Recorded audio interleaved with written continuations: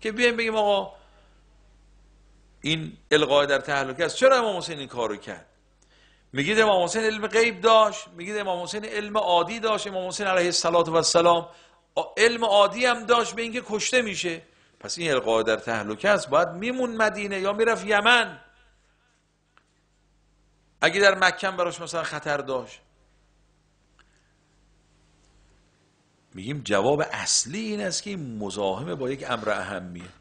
این آیاتی که در قرآن راجع به مقاتله و قتال و اینها داریم، خب اینا به ملاک اهم مطرح شده.